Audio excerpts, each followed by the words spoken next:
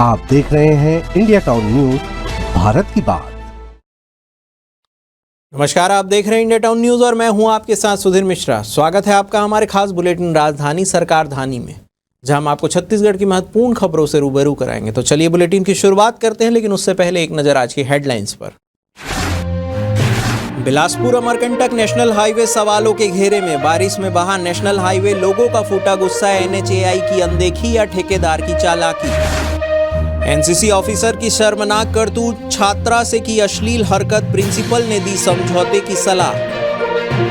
पटवारी की साजिश बेनकाब, ग्रामीणों की जमीन बेचने रचा जाल, कलेक्टर कार्यालय में की गई शिकायत, 2023 में भी कर चुका है बड़ी गड़बड़ी।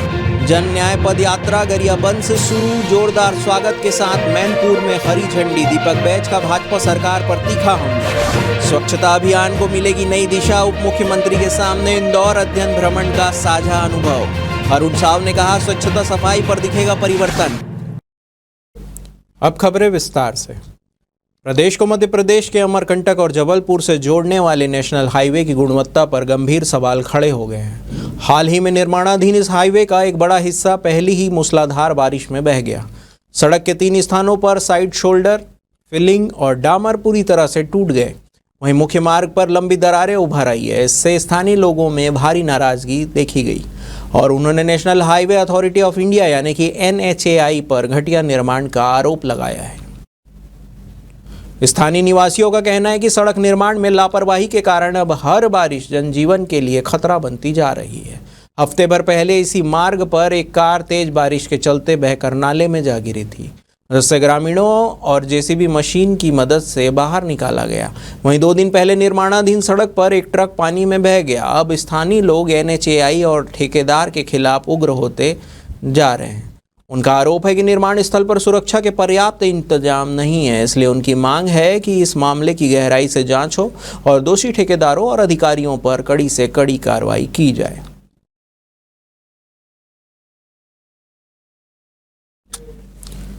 न्याय मिलने में देरी अन्याय के बराबर होती है, ये कहावत एक बार फिर सही साबित होती दिख रही है। दुर्ग के सेठ रतन चंद सुराना कॉलेज में पढ़ने वाली 22 वर्षीय छात्रा के साथ NCC ऑफिसर द्वारा की गई अश्लील हरकत का मामला अब सामने आया है। करीब 20 वर्षों से कॉलेज में पदस्थ NCC ऑफिसर पर गंभीर आरोप लगे हैं और पुलिस ने उसे गिरफ्तार कर जेल भेज दिया है। पूरा मामला 8 जून से 17 जून तक चले NCC कैंप का है, जहां छात्रा के साथ ऑफिसर नीलेश तिवारी द्वारा न केवल अश्लील हरकत की गई, बल्कि उसे गाली गलौज कर जान से मारने की धमकी भी दी गई। पीड़िता ने 14 जून को मौखिक रूप से कॉलेज प्रिंसिपल को इस बात की जानकारी दी, लेकिन कॉलेज प्रशासन के ढीले रवैये के चलते छात्रा ने स्वयं जाकर नकपुरा चौकी में अपराध दर्ज करवाया। मीडिया से बातचीत के दौरान पीड़िता ने बताया कि घटना के बाद भी आरोपी उसके PG तक पहुंचा था। वहीं कॉलेज प्रिंसिपल ने उसे समझौता करने की सलाह दी। इस मामले के उजागर होने के बाद ये भी सामने आया कि 3 अन्य छात्राओं ने भी इसी तरह की शिकायतें की थी, जिनमें से 2 ने अपनी शिकायतें बाद में वापस ले ली। इस संबंध में कॉलेज प्रबंधन की निष्क्रियता और आरोपी के खिलाफ कई शिकायतें होने के बावजूद पहले कोई कड़ी कार्रवाई न होने से अब कॉलेज प्रशासन की मंशा पर भी गंभीर सवाल खड़े हो रहे हैं। मैं वहाँ पे जो कुछ भी घटना हुआ था उसको मैं स्टार्टिंग से लास्ट तक बताई हूँ। जो कैंप में हुआ, कैंप में आने के बाद क्या क्या हुआ, मैं किसको किसको बताई हूँ, किसको मिली हूँ, ये सब चीज उन्होंने लोग पूछा तो मैं बताई हूँ। प्रिंसिपल मैडम को बोल रही थी, क्या था वो मामला, क्या बोला? मैं एक दिन गई थी कि मेरा एक लेटर कब तक आएगा करके, तो बोली बेटा तेरे को आएगा लेटर, वेट कर करके। तो मैं मतलब मेरे को लगा कि बहुत लेट हो रहा है, जल्दी कुछ नहीं हो रहा है, ऐसे करके तो मैं FIR कर दी। तो उसके बाद आज क्या प्रिंसिपल मैडम से अभी आपको बोल रही थी? मैं आज प्रिंसिपल मैडम से आज नहीं मिली हूँ, लेकिन उनके पहले मतलब वो बोले थे कि बेटा अगर रूममेट की तरह आके परेशान करते हैं तो तुम्हें मेरे पर्सनली फोन लगा बता सकती हो, बुला सकती हो, मैं आ जाऊंगी करके बोली थी। तो मैं फोन लगाई, जब कैंप से वापस आए तो सर हम लोग के रूम तक आए थे, तो मैं फोन लगाई, मैम सर तो रूम तक आ गए हैं, अब क्या करें करके। तो मैडम बोली बेटा अगर कुछ बात करना चाह रहे हैं तो बात कर लो, अगर मन पलटने के लिए बोल रहे हैं तो कर दो, ऐसा करके ना बोली थी। मैम ऐसा है कि हमको छत्तीसगढ़ 37 बटालियन से एक लेटर प्राप्त हुआ, जिसमें जो है नीलेश तिवारी सर के खिलाफ एक शिकायत प्राप्त हुई, जिसमें कि बच्ची के साथ बदतमीजी से बात करने की शिकायत उन्होंने हमको बताई।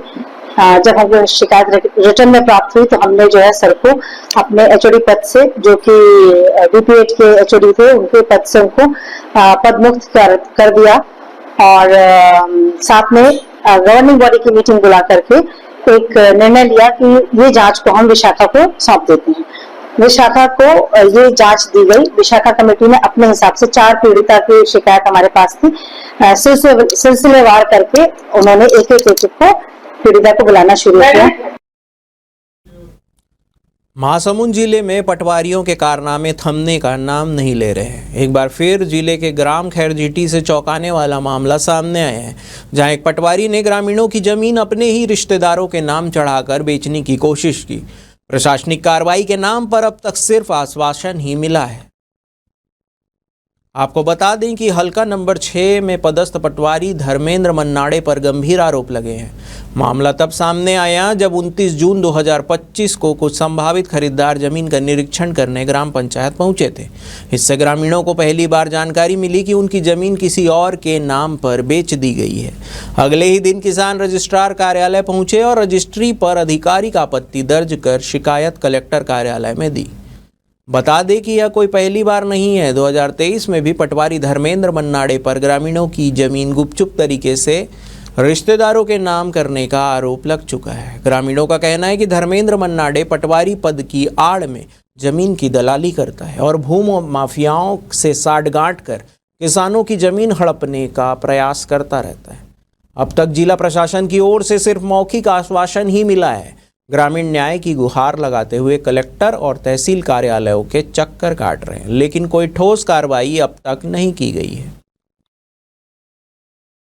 मोर जमीन ला पटवारी हल्का नंबर 6 के धर्मेंद्र मन्नाडे की दलाली करके अपन रिश्तेदार के नाम में चढ़ा दी। तो चढ़ा दी तो एक बाद में हमन ला जानकारी कहीं नहीं रही से। मैं हम मोर ससुराल के रहे उसी ला ना तो लेने वाला खेत लेने वाला है, खेत में किंदर रही रोड में खड़ा करके मोर खेत में गया, भैया तुमन कैसे किंदर था तो मन की सामान्य खेत ले हनगा ऐसे की अच्छा कथी कर ले तो गांव के वो पार घेरा वाला है तहुल ले हन। अच्छा तो कत्तम ले होगा ऐसे क्या तो 1,25,00,000 में ले हन की साकार जगह ले धर्मेंद्र मन्नाडे करा ऐसी की। तो मैं क्या दलाल है भैया मोर खेत बेचने वाला नो हमें यहाँ खेत नहीं बेचाए भैया खेत हमोरे ऐसे रोके हैं। उकर बाद अभी भाई के ला करी से भाई के ला दूसरा के नाम में चढ़ा के 80 लाख रुपया में धर्मेंद्र मन्नाडे बेच दे। हाँ तो वो ऊपर क्या आदेश कर दे मैं आदेश वो आगे पासे कुछ नहीं बताया मैं कर दे जो कुछ करना है कलेक्टर जाना है एसडीएम जाना है मुख्यमंत्री जगह जाना है चल दे जो हो गया हो गया।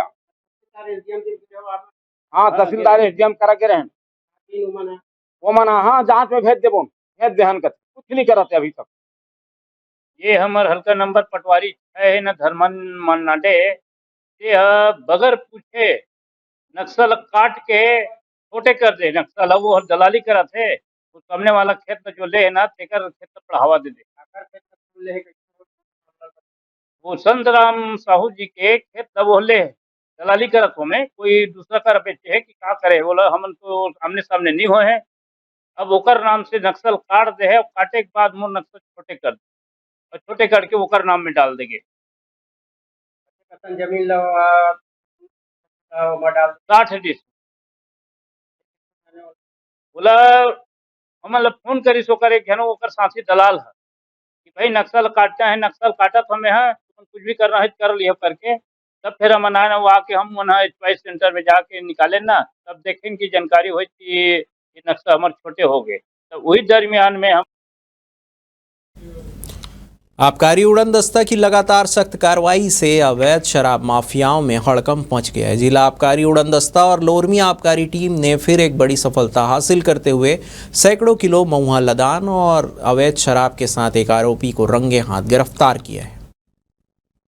मिली जानकारी के अनुसार मुंगेली जिले के टिंगीपुर नाका पर मुखबिर से सूचना मिलने पर सहायक आबकारी आयुक्त के नेतृत्व में आबकारी टीम के साथ संयुक्त छापामार कार्रवाई की गई। इस कार्रवाई में आजूराम मरकाम के यहाँ दर्जन भर ड्राम में लगभग 200 किलो महुआ लदान और करीब 30 लीटर कच्ची अवैध शराब जब्त की गई है। गश्त के दौरान मुखबिर से सूचना प्राप्त हुई थी कि ग्राम धुमा निवासी आजूराम टेकाम जो है समीपस्थ ग्राम नाका टिंगीपुर में एक टीन शेड लगाकर अवैध शराब का निर्माण कर रहे हैं और आसपास के गांवों में सप्लाई कर रहे हैं। तो इसी जांच के लिए हम लोग यहाँ उपस्थित हुए। तो छापा कार्यवाही के दौरान वीडियो में आप लोग देखे हैं क्या क्या सामग्री मिले है। आरोपी को गिरफ्तार कर लिए हैं। 30 लीटर हाथ भट्टी महुआ शराब मिला है और 200 किलोग्राम डिब्बे वाले 6 ड्रम में 1200 किलोग्राम लहान प्राप्त हुआ है। तो आरोपी के विरुद्ध 34(1) का 34(2)59 का की कार्यवाही की जा रही है।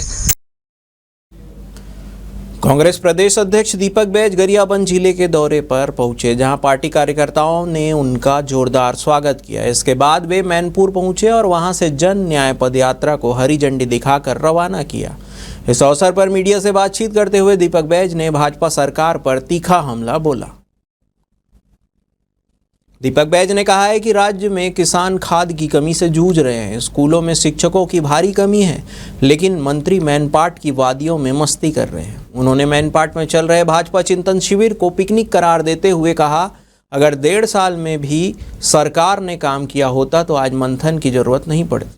दीपक बैज के इस बयान के बाद मैनपुर की कांग्रेस पदयात्रा और मैनपाट में भाजपा चिंतन शिविर को लेकर सियासी बयानबाजी तेज हो गई है। दरअसल कांग्रेस ने भाजपा की नीतियों पर सवाल खड़े करते हुए जन न्याय की मांग को लेकर इस पदयात्रा का आयोजन किया है।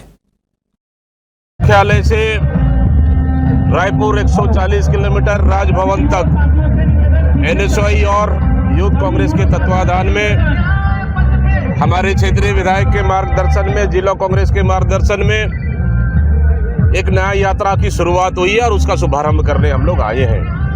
ये न्याय यात्रा का मकसद है कि छत्तीसगढ़ सरकार की नाकामियों को लेकर और यहाँ के स्थानीय मुद्दे, बिजली, पानी, सड़क, पुलिया, स्कूल बंद होने के लेकर, किसानों को लेकर, युवाओं को लेकर, गरीबों को लेकर, जल जंगल जमीन को लेकर न्याय यात्रा की शुरुआत की है। तो निश्चित रूप से और ऐतिहासिक रहेगा और सरकार की नाकामी को लेकर इस तरह की न्याय यात्राएं आगे भी हमारा जारी रहेगा।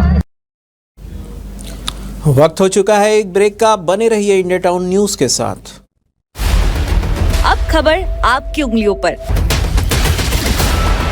हर खबर पर हमारा नजरिया। इंडिया टाउन न्यूज, भारत की बात। ब्रेक के बाद आपका स्वागत है।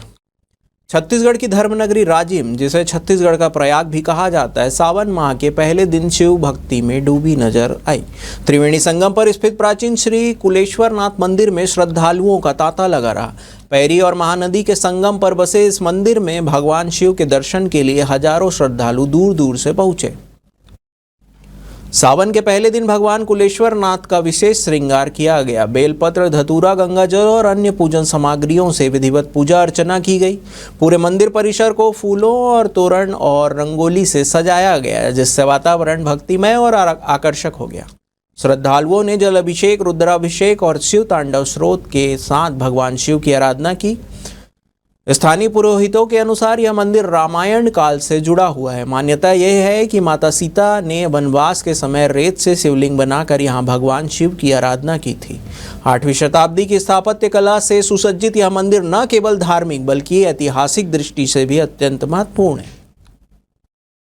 आज सावन का पहला दिन है, जो कि अभी श्रृंगार हुआ है प्रभु भोलेनाथ का। इसके बाद हमारा मंदिर का जो अभिषेक है वो चालू होगा 10 बजे से, और धीरे धीरे जो श्रद्धालु है, आम दर्शनार्थी है, वो लगातार आते जा रहे हैं।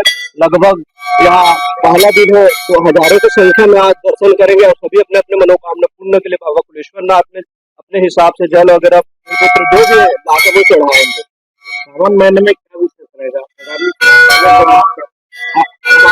अभी जो सावन महीने में पहला सोमवार पड़ रहा है, उस दिन सबसे भंडारे का आयोजन है मंदिर द्वारा, और पब्लिक जो भी आएगा रामायण कीर्तन वगैरह यहाँ करते हैं। इस दरबार की रचना साक्षात विश्वकर्मा द्वारा किया गया है और प्रभु की रचना माँ सीता द्वारा की गई है बताया जाता है। इस तरह गणेश जी प्रथम पूजनीय है क्योंकि वो माँ पार्वती द्वारा रचित है, ठीक वैसे ही ये प्रभु माँ सीता द्वारा रचित है। और पुराण हमें बताते हैं कि शिव के आराध्य राम है और राम के आराध्य शिव है। अतः माँ सीता शिव जी की माता हुई, माता द्वारा रचित यह शिवलिंग है, अतः सर्वाधिक पूजनीय है। प्रदेश के सभी नगर निगमों के महापौर और आयुक्तों की नवा रायपुर स्थित सर्किट हाउस में एक दिवसीय कार्यशाला आयोजित की गई। कार्यशाला में सभी नगर पालिका निगमों के महापौर और आयुक्त ने उप मुख्यमंत्री अरुण साव के समक्ष अपने 5 दिवसीय इंदौर अध्ययन भ्रमण के अनुभवों को साझा किया। साथ ही प्रदेश में स्वच्छता अभियान को लेकर भविष्य की योजनाओं तथा विभिन्न नवाचारों पर चर्चा की गई और आगे की रणनीति पर मंथन भी किया। डिप्टी सीएम अरुण साव ने महापौर और आयुक्त से बातचीत के बाद मीडिया से चर्चा करते हुए बताया कि एक टीम बनाकर अध्ययन के लिए भेजा गया था जो अब अनुभव लेकर लौटी है और उसी अनुभव को आज साझा किया गया है।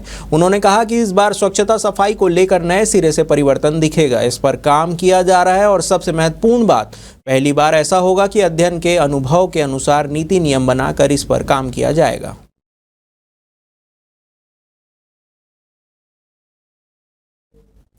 रायपुर स्थित रिम्स मेडिकल कॉलेज एक बार फिर लापरवाही के आरोपों में घिर गया है।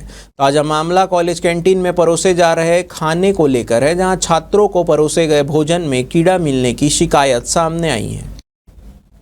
आपको बता दें कि इस मामले में सबसे ज़्यादा चिंता की बात यह है कि यह कोई पहली घटना नहीं है। छात्रों का कहना है कि इससे पहले भी कई बार खाने में कीड़ा और इल्ली पाए जाने की घटनाएं आ चुकी है और हर बार प्रबंधन को इसकी जानकारी दी गई, लेकिन हर शिकायत पर सिर्फ आश्वासन ही मिला है, सुधार कभी नहीं हुआ। फिलहाल कॉलेज प्रबंधन की ओर से इस नई शिकायत पर कोई आधिकारिक प्रतिक्रिया नहीं आई है। छात्र मांग कर रहे हैं कि कैंटीन का निरीक्षण कर दोषियों के खिलाफ सख्त से सख्त कार्रवाई की जाए। साथ ही वे चेतावनी भी दे रहे हैं कि अगर जल्द कोई ठोस कदम नहीं उठाया गया तो वे विरोध प्रदर्शन करने को मजबूर हो जाएंगे।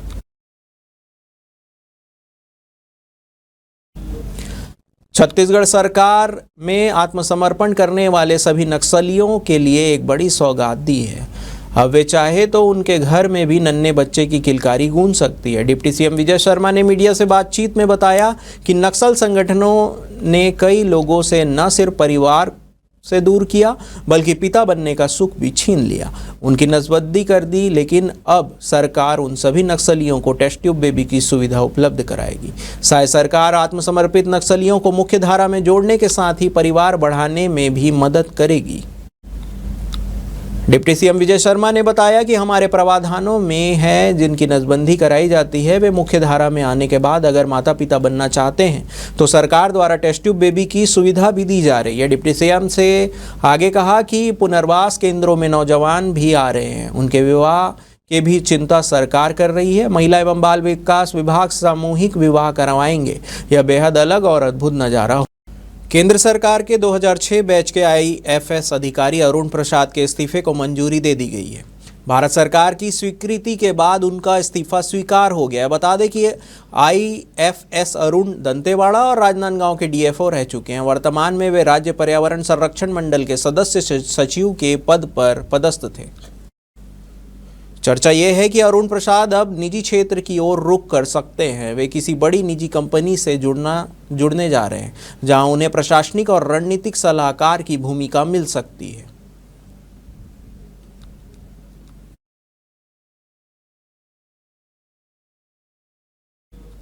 हमारे खास बुलेटिन राजधानी सरकार धानी में फिलहाल इतना ही।